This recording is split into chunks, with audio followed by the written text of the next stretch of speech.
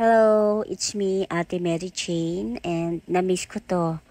Na-miss kong mag-voice over. Ito nga pala yung everyday life ko. So, here, come on. So, ito, kadarating ko lang nan sa site, sa working place ko. Ayan yung itsura niya sa labas. I hope that you enjoy that, guys. O, di ba may pa fountain sila sa harapan. Malinis yung area ng work ko. Yun yung isa sa nagustuhan ko dito.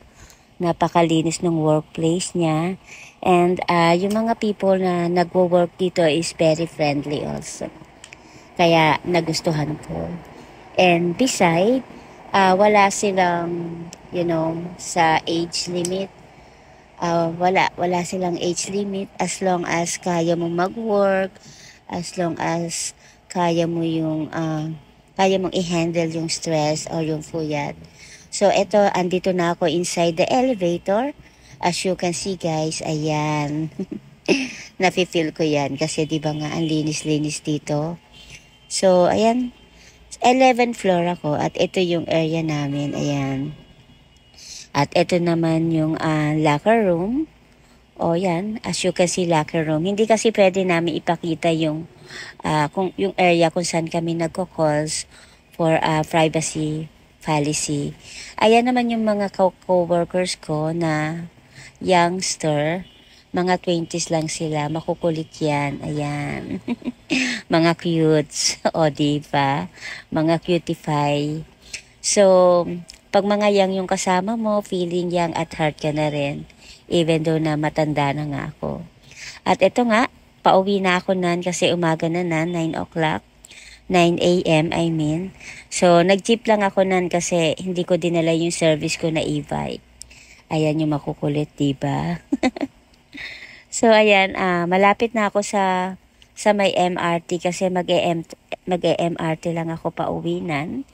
And then, I have to walk to go up para, exercise na rin. So, ito na ako. Papunta na ako sa MRT. Then, yung MRT, papunta siya sa Buendia. Medyo malapit lang ako sa Buendia, Ayan, maglakad tayo, mag-stairs kasi exercise din yan. Ayan, it's good to our heart na maglakad. Charot! Masakit sa legs kasi hindi na ako bata.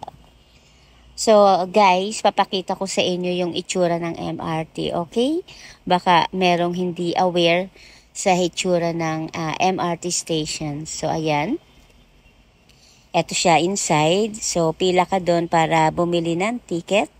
Ayan. And then, ito, ayan. Ay, diba? Kita nyo naman yung train. So, guys, let's go inside. Waiting pa ako dito. Waiting pa ako na dumating yung train. And then, just wait, okay? Ayan, andito na ako. Charot.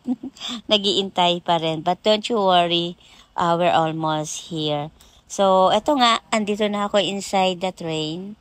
Ayan, naglalakad na siya o umaandar na siya. Charot.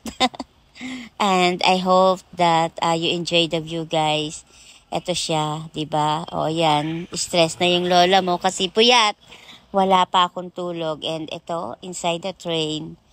So, ayan, ito yung pinaka-fastest way, Sa kung ikay magko-commute, it's better na mag-MRT ka para iwas traffic. So, ito naman sa part yan ng Makati. If you want to, magko-commute ka or things like that, or magta-taxi ka, yan yung itsura niya. O, 'di ba? Na-i-enjoy nyo yung view. So, bibehave muna ako, guys, kasi nangangalay na yung bibig ko. So, ayan, ang ganda ng sky. The sky, diba? Ang ganda ng weather today. Not too hot, not too cold, and it's not rainy kasi, ayan, kita nyo naman. Maaga pa kasi siguro mga 10 o'clock na dyan. So, ayan, yung makikita mo, mga buildings, trees, maganda talaga dito sa Philippines. Kahit na maraming buildings, yung nature niya nandyan pa rin, yung touch of green. So, hindi naman masyadong traffic. Medyo okay lang. Yung stoplight lang yung laging nag-i-stop. Syempre, kaya stoplight O, di ba? So, ayun lang guys. Wala na akong ibang masabi. Just enjoy the view. Enjoy my vlog kahit voice over lang. And ayun. So, hanggang dito na lang. And I hope na hindi kayo magsawang mag-support. And please try to subscribe kung hindi ko pa kayo subscriber. So, I hope that you enjoy this. And I hope na hindi kayo mairita sa boses ko. But